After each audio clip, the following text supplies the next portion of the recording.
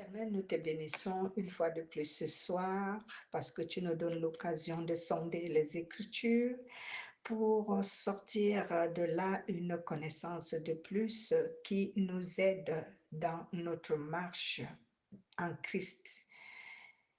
Nous parlons donc ce soir, bien-aimés, du livre de Jean chapitre 12 à partir du verset 44 jusqu'au verset 50.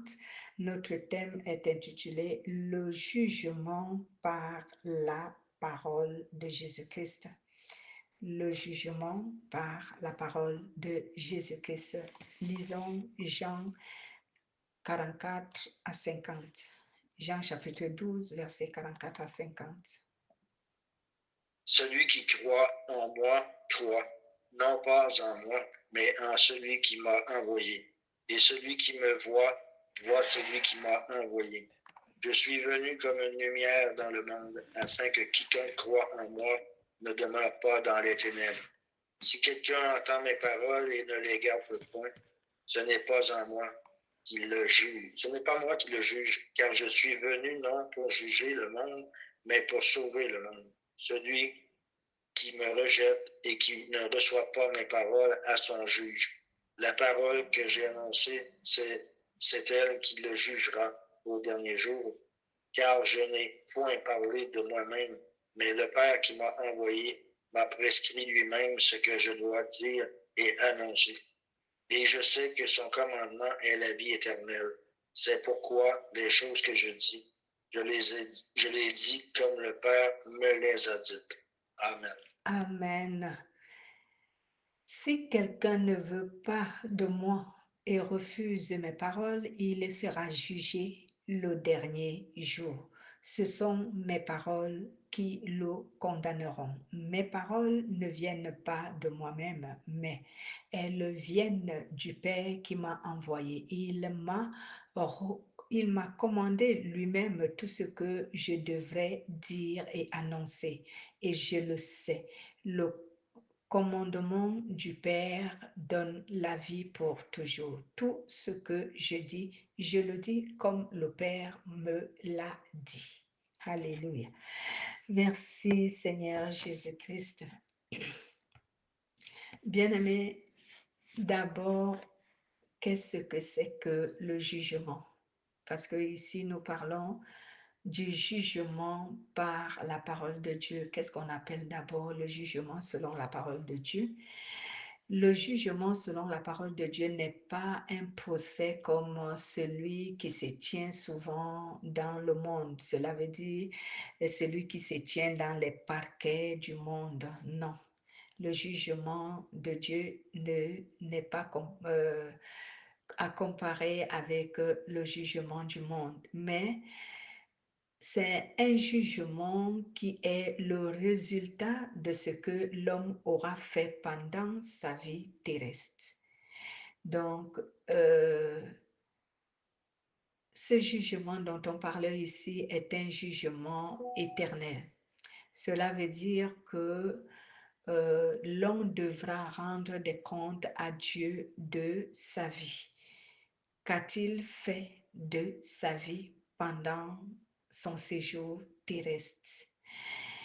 Dans ce jugement n'est donc pas comme pour celui du monde qu'on se tient au procès et que tu as un avocat qui plaide ta cause. Tu as commis une faute qui t'a amené à te présenter au tribunal. Non, ce ne serait pas la même chose. Ce jugement est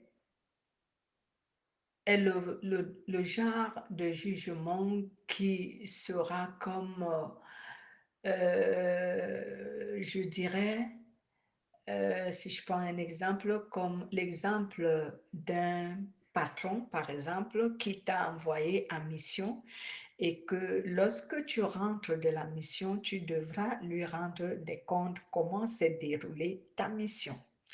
Et c'est à travers le compte rendu que tu l'auras fait et les preuves de ce compte rendu qu'il va juger si ta mission a été une réussite ou pas.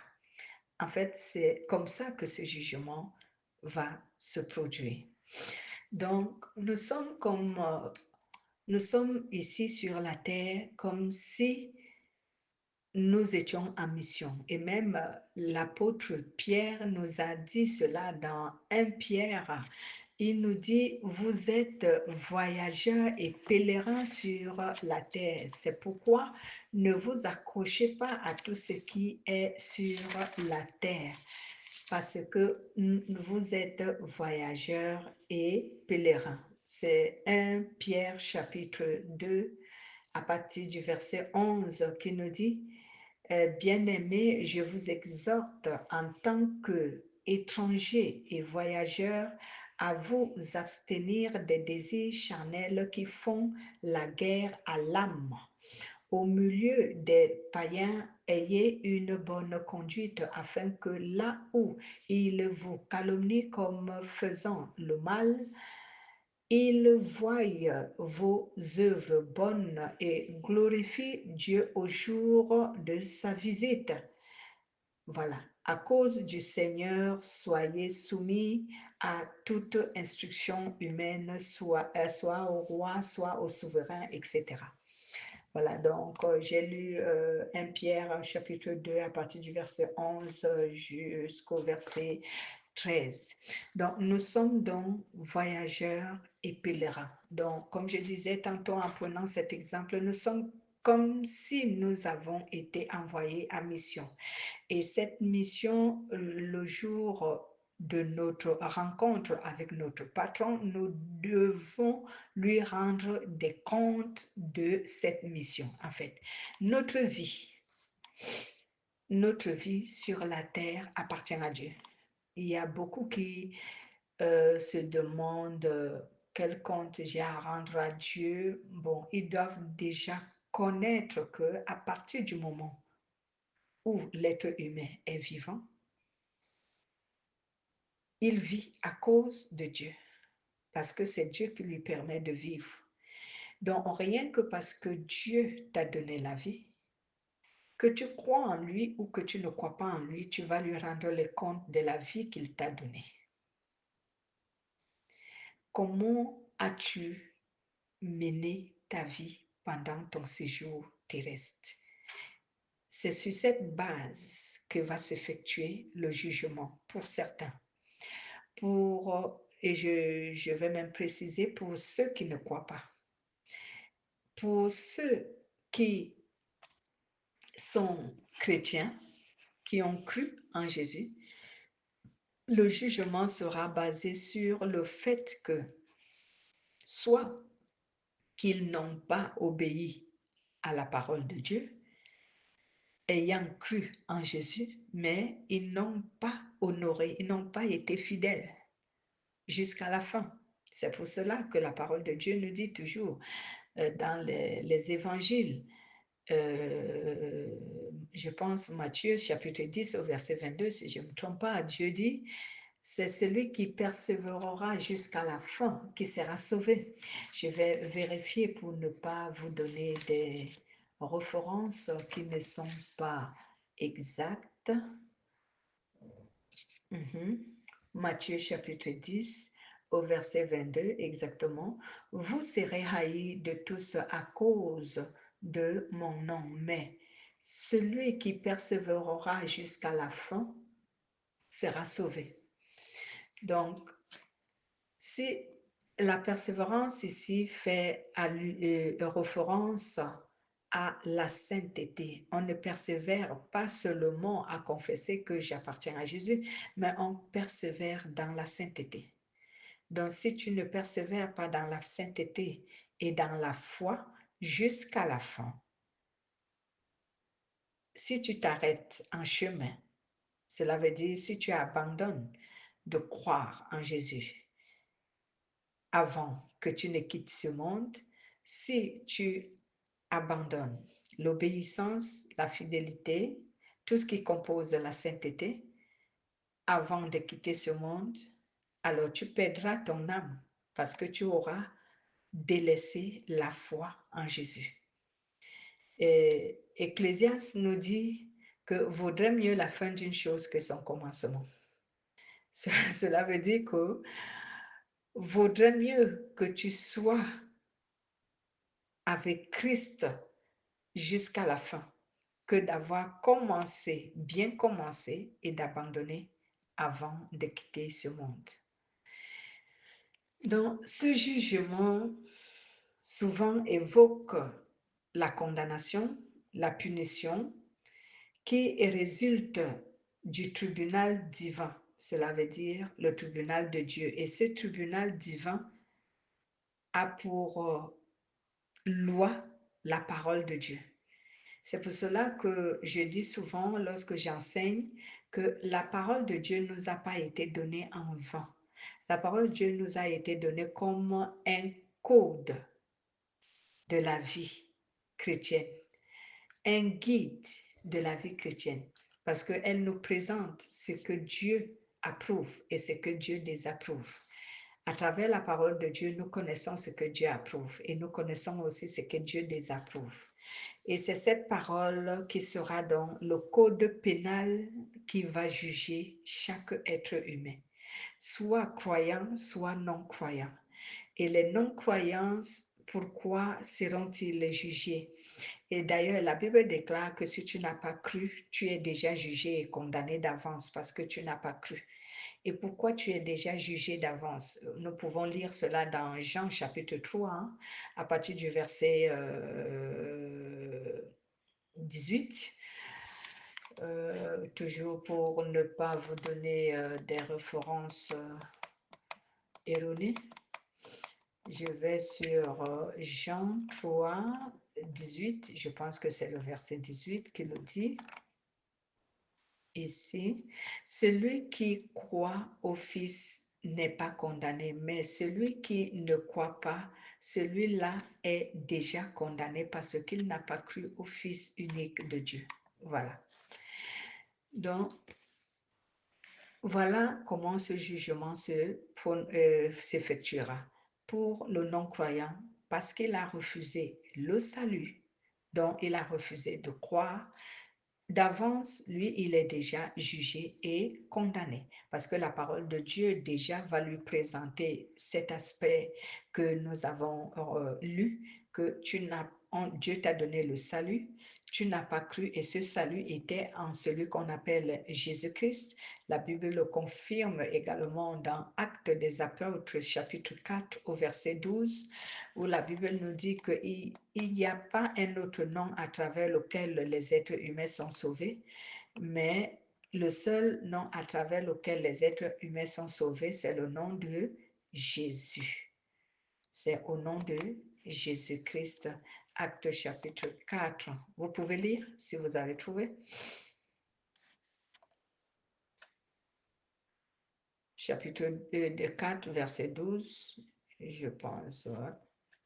Ouais, c'est Il n'y a pas de salut en aucun autre, car il n'y a sous le ciel aucun autre nom qui ait été donné parmi les hommes, parmi lesquels nous devions être sauvés. Voilà. Amen. Exact.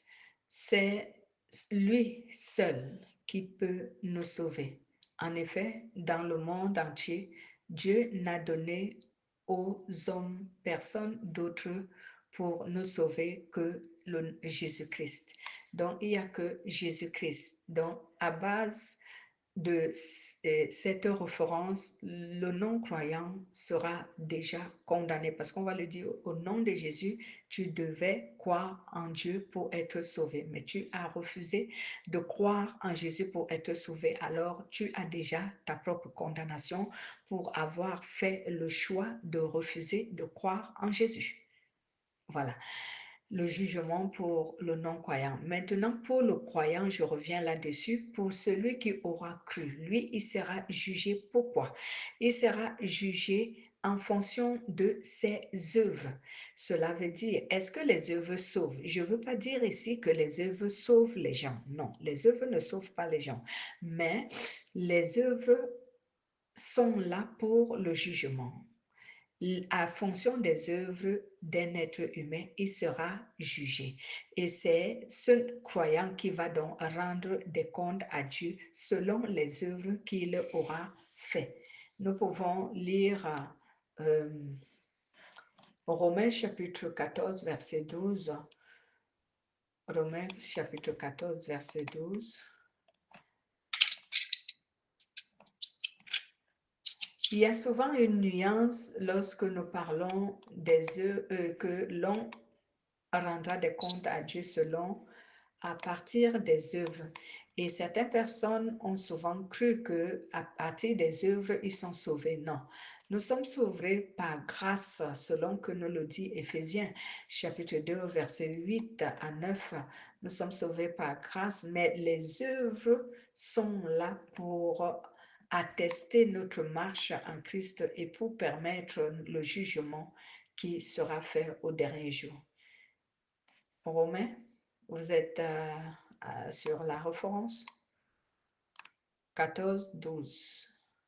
Ainsi, chacun de nous rendra compte à Dieu pour lui-même. Amen. Exactement. Ainsi, chacun de nous rendra compte à Dieu pour lui-même. Est-ce que vous pouvez lire aussi Matthieu chapitre 12, verset 35 à 37? Matthieu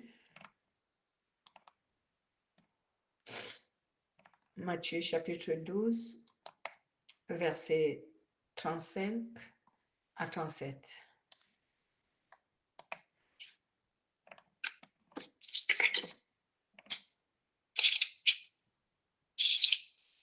Ouais.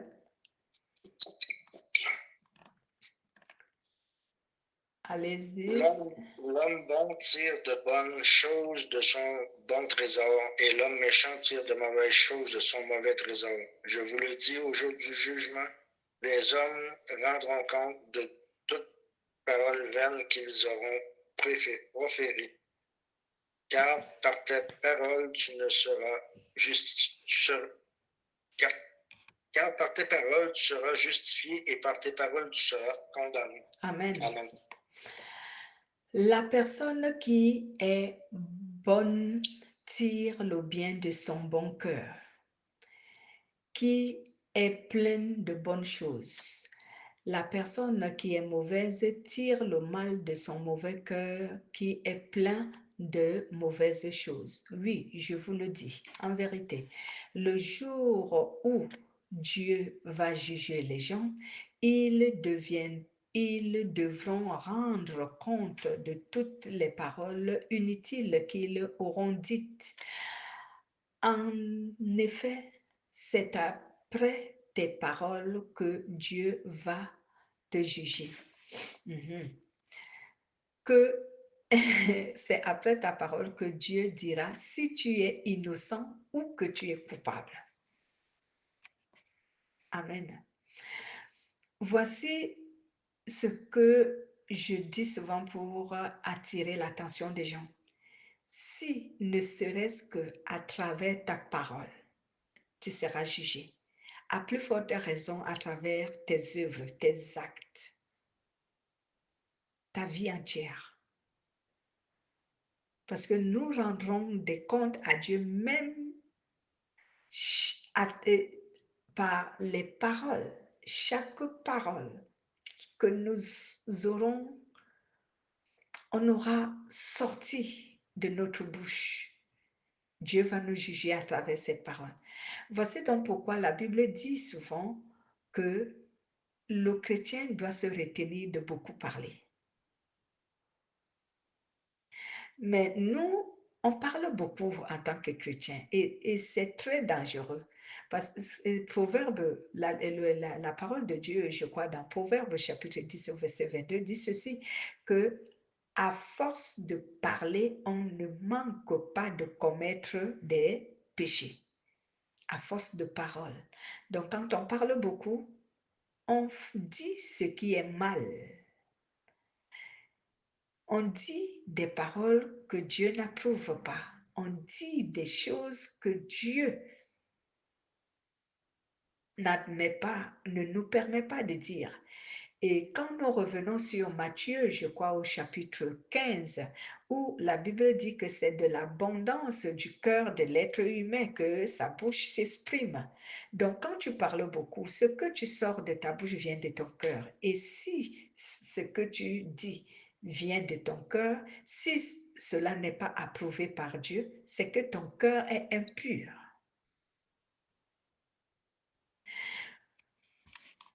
Voyons donc que nous allons rendre des comptes à Dieu, même les paroles.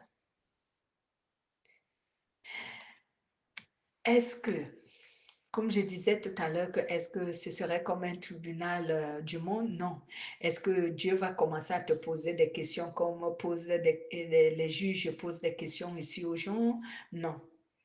C'est que pendant que tu es en train de vivre ta vie aujourd'hui, ta vie est connue de Dieu, encore qu'il est omniprésent, omnipotent, omniscient.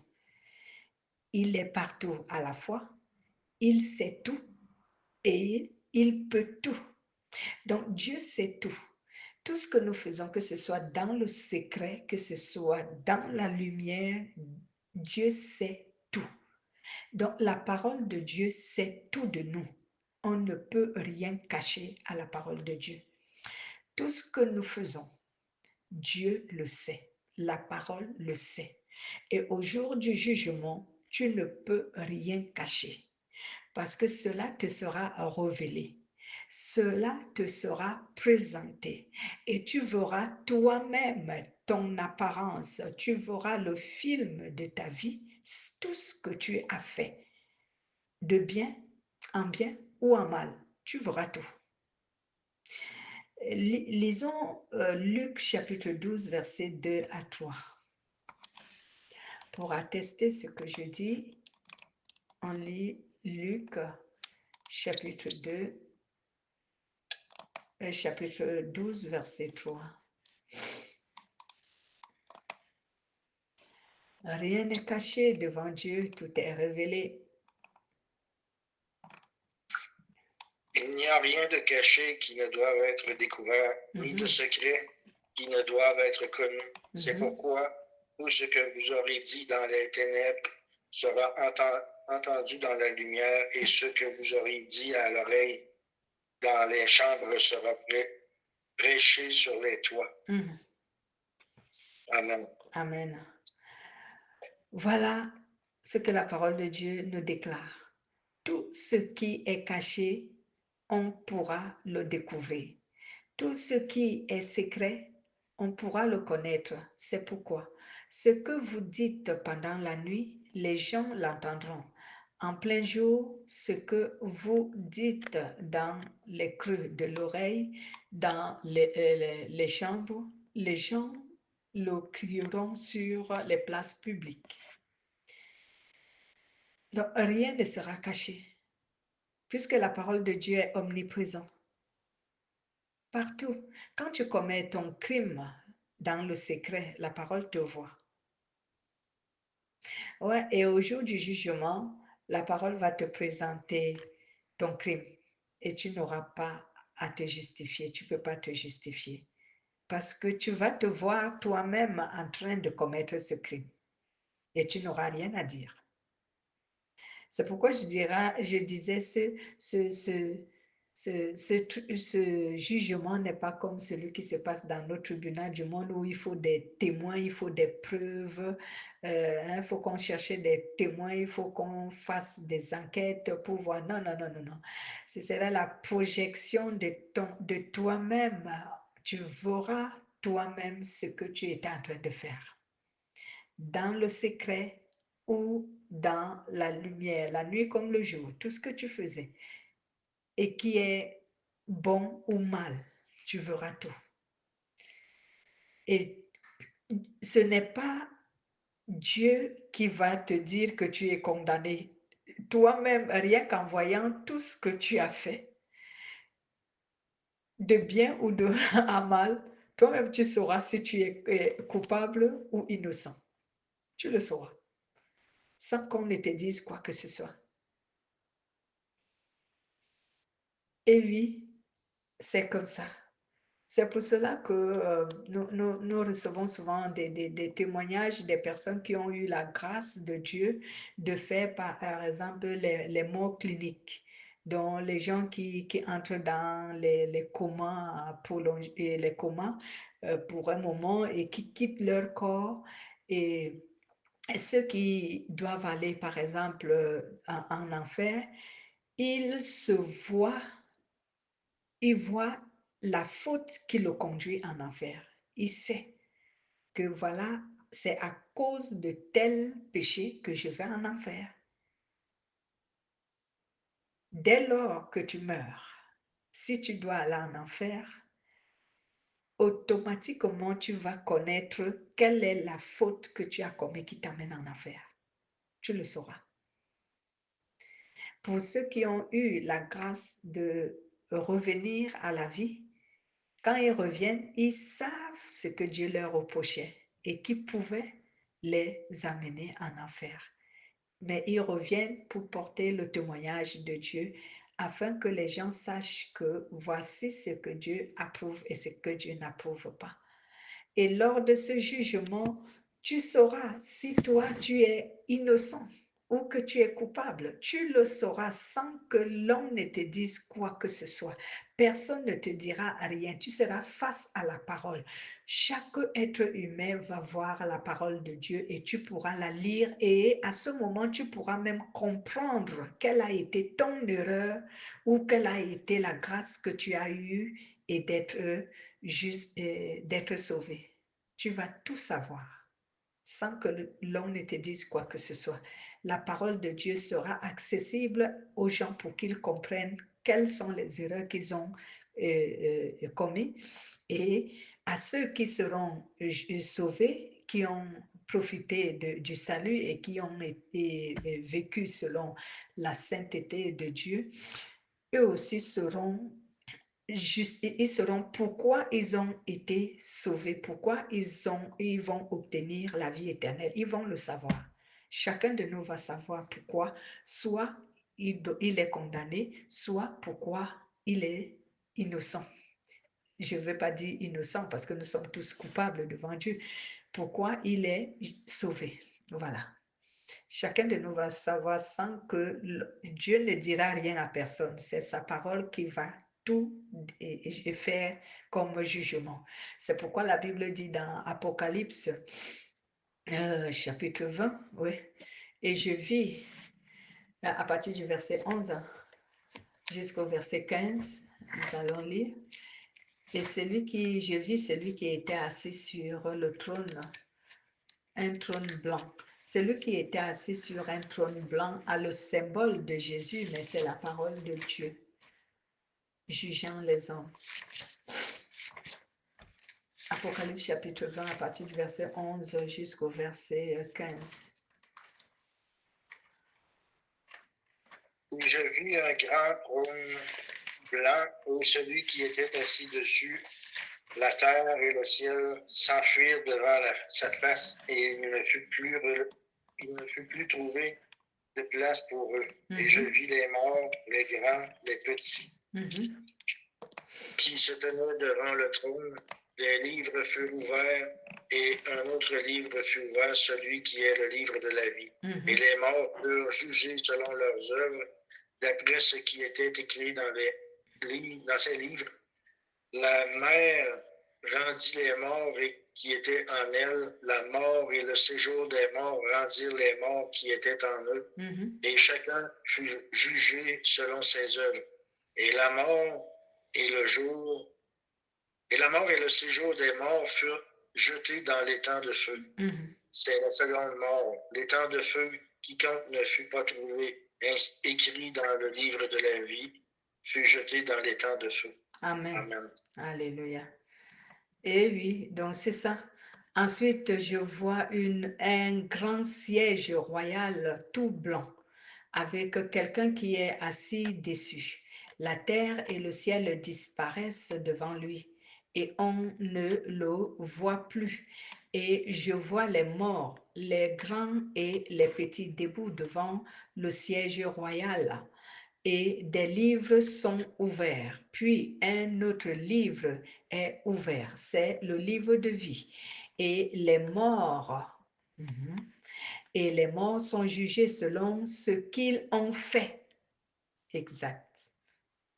Et les morts sont jugés selon ce qu'ils ont fait, comme c'est écrit dans les livres.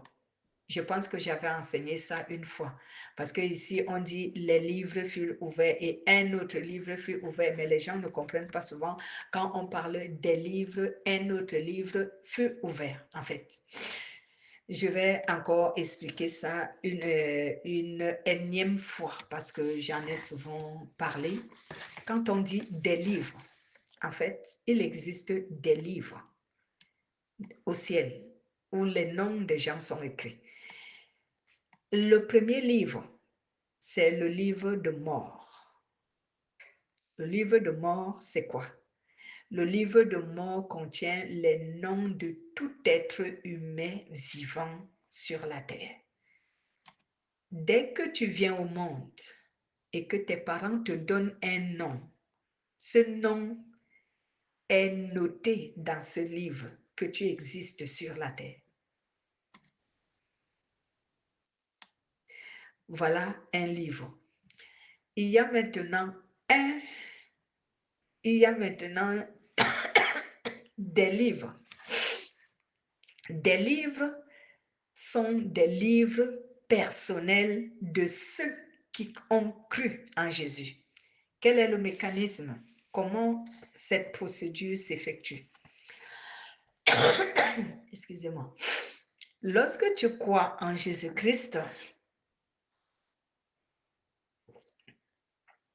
ton nom est rayé du livre des morts. On raye ton nom du livre des morts et on écrit ton nom dans un livre appelé le livre de vie. Donc, si je peux mieux expliquer ça, il y a 3 catégories de livres. Le premier, c'est le livre de mort. Le deuxième, c'est le livre de vie. Et troisième catégorie, ce sont les livres individuels de ceux qui ont cru en Jésus-Christ. Donc, lorsque tu es païen, ton nom est écrit dans le livre de mort. Que toi, tu es un être humain appelé tel et tu vis dans le monde, tu es sur la terre. Maintenant, quand tu crois en Jésus-Christ, ton nom est rayé du livre de mort et il est inscrit dans le livre de vie. Et après cela, un autre livre t'est attribué et ce livre, il est ton livre personnel. Ce n'est que ton nom qui est écrit dans ce livre et les œuvres que tu accomplis sur la terre sont écrites dans ce livre. Est-ce que je me fais comprendre? Voilà. Donc, les croyants en Jésus-Christ ont chacun un livre personnel où les œuvres de toute sa vie, à partir du moment où il a cru. On ne prend pas à partir du moment où tu es né. Parce que quand tu es né, tu étais encore païen. Tu ne croyais pas. Donc, on ne peut pas écrire les œuvres que tu as commises lorsque tu étais encore païen. Mais à partir du moment où tu crois en Jésus, un livre t'appartenant, un livre personnel de tes œuvres et de ta vie entière est ouvert. Si lorsque tu commets un péché ou tu fais une mauvaise action, cette mauvaise action est notée dans ton livre personnel. Lorsque tu commets ou tu pratiques une bonne action, cette bonne action est notée dans ce livre. Et c'est à partir de ce livre que tu seras jugé en tant que chrétien. C'est pourquoi tu vois ici, on a dit, et je vis les morts, les grands et les petits, debout devant le siège royal, et des livres sont ouverts. Puis un autre livre est ouvert.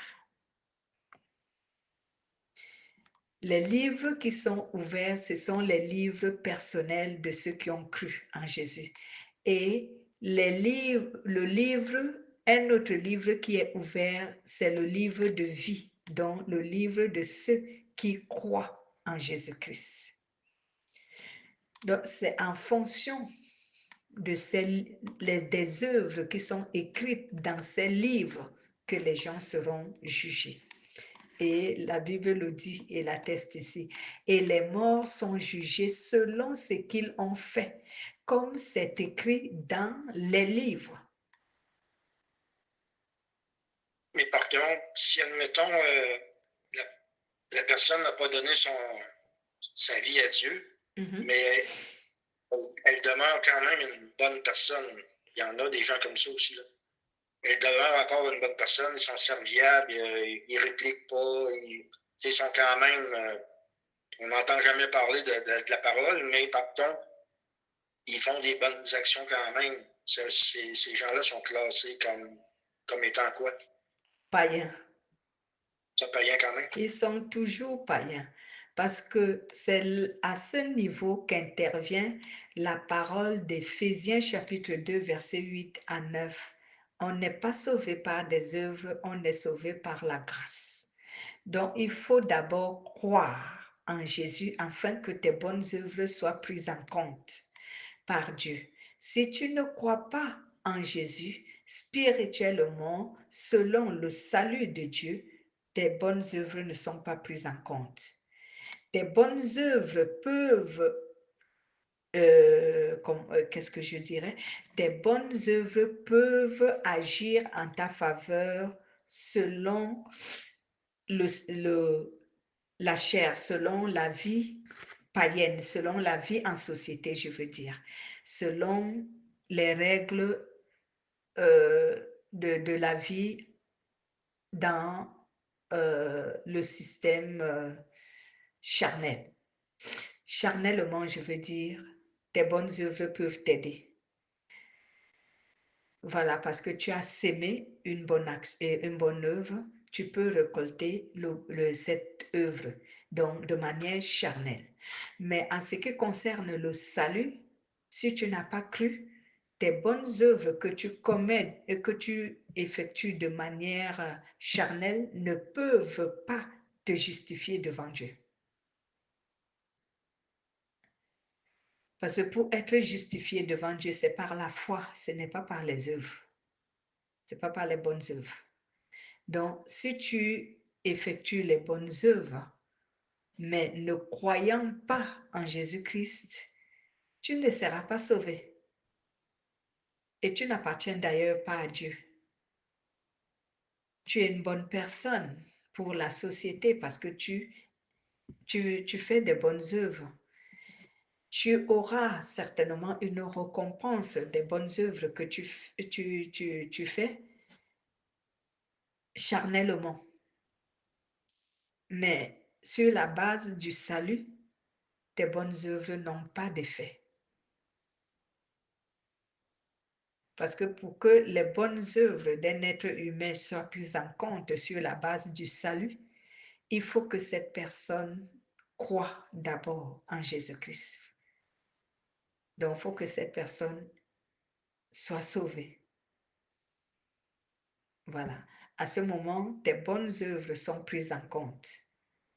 Et tes bonnes œuvres seront écrites dans les livres. Mais si tu n'as pas cru en Jésus, sur la base du salut, tes bonnes œuvres restent charnelles et elles ne pourront te bénéficier que sur le plan charnel. Voilà. Donc, voici donc comment ce jugement va se passer. Apocalypse nous le décrit clairement. Donc, chaque personne, peu importe que tu sois petit, grand, tu vas passer à ce jugement. Et faut dire qu'il y a un certain âge où on passera à un jugement. Je ne connais pas trop l'âge, mais je sais qu'un nourrisson ne passera pas à un jugement. Pourquoi? Parce que le nourrisson, le péché qui le condamnait a été payé par Jésus. Et ce péché, c'est le péché originel d'Adam et Ève. Pourquoi? Parce que les nourrissons n'ont pas commis de péché, mais ils sont pécheurs à cause du sang, à cause de la descendance, parce qu'ils viennent d'Adam et Ève. Et comme Jésus, ayant justifié l'humanité, il a justifié l'humanité en annulant, le péché originel, le péché adamique. Donc ce péché ne condamne plus un être humain, le péché adamique. Donc quand un enfant vient au monde et qu'il meurt étant encore nourrisson sans connaître la différence entre le mal et le bien, celui-ci ne passera pas au jugement parce qu'il n'a pas péché. Il n'a pas péché parce qu'il n'a pas connu le péché. Le péché qui le condamnait a été justifié, le péché originel, le péché adamique. Voilà. Mais si un enfant a connu la différence entre le bien et le mal, il sera jugé.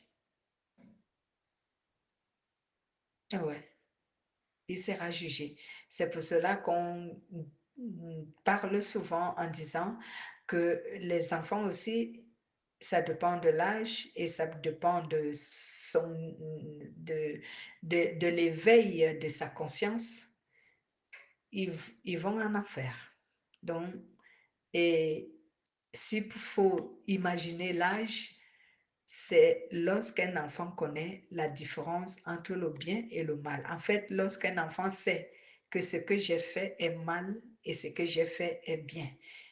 Toutefois que sa conscience est déjà éveillée et qu'il connaît cette différence du mal et du bien, alors s'il n'est pas sauvé, il ira en enfer. Il sera jugé. Voilà. Donc, voici donc Jésus. Je reviens sur notre texte de Jean pour conclure. Jean nous dit donc, Jésus nous dit ici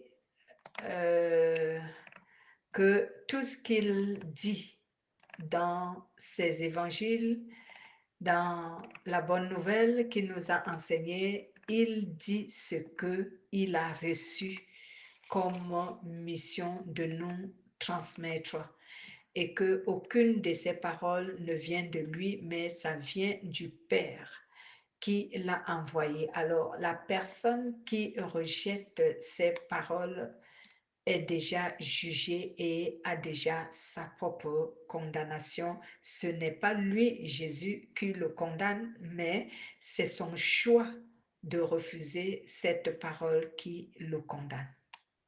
Voilà ce que Jésus veut ici nous faire connaître. Est-ce que vous avez des questions? Le rachat qui a été fait à la croix, ça vient-tu effacer les fautes ou quoi? Ça part. À la croix, il nous a rachetés. Mais ça rachète les péchés qu'on a faits, ça nous sauve la vie, ça nous envoie au salut. C'est quoi? Qu'est-ce qui se passe rendu à ce stade-là? La rédemption, le rachat de l'humanité sur la croix, tu veux savoir? Ok, ouais. Je pense que tu fais allusion à ce que nous avons parlé sur Apocalypse. En fait, c'est que lorsque tu as commis un péché, la justification que Jésus a faite en faveur de l'humanité sur la croix manifeste en ta faveur lorsque tu commets un péché et que tu viens demander pardon. Lorsque tu demandes pardon, tu es pardonné. Et de manière sincère, hein, bien sûr, parce que Dieu connaît nos cœurs. Il sait lorsque nous sommes sincères et il sait lorsque nous faisons semblant. Il sait. Et la Bible nous le dit dans le livre de Proverbes, Proverbes chapitre 28 au verset 13. Est-ce que tu peux vérifier? Proverbes chapitre 28 au verset 13, que dit la parole de Dieu?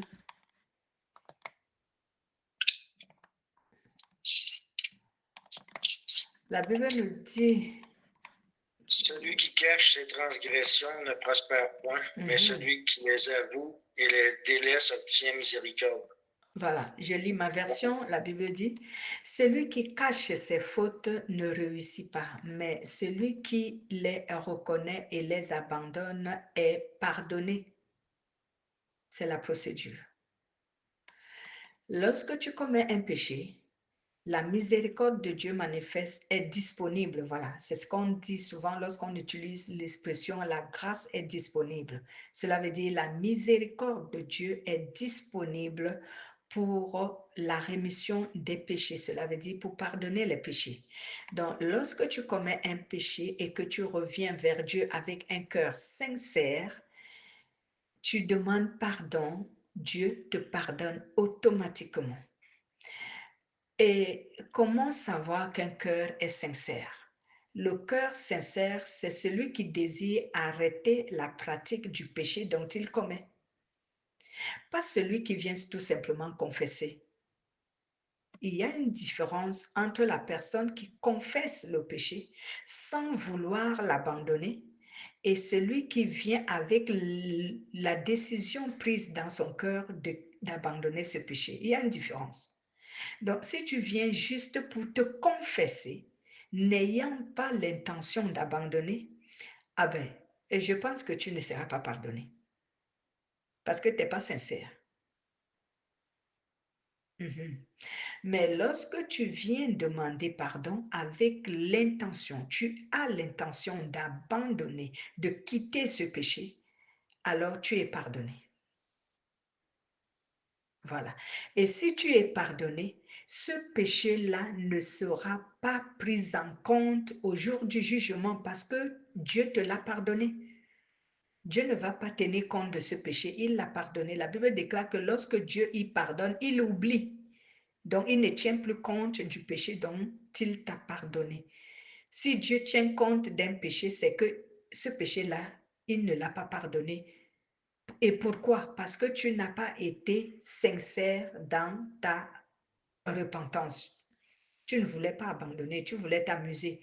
Comme font les catholiques, ils vont chez, excuse-moi, je ne suis pas contre les catholiques, ils vont chez leur prêtre, ils confessent et on leur dit, oui, va ma fille, tu es pardonnée, tu sors et tu recommences.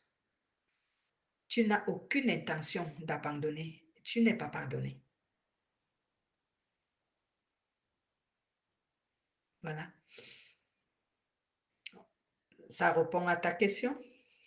Ok, oui. Voilà. Donc, lorsque Dieu pardonne un péché, il ne tient plus compte de ce péché et sois-en sûr, lorsque tu es pardonné, Dieu t'a pardonné un péché, ce péché ne sera pas pris en compte au jour du jugement dernier. Non. Dieu a pardonné et il ne revient pas là-dessus. Voilà. Une autre question ou c'est bon? Non, c'est correct. Voilà. C'est bien correct. Gloire à Dieu.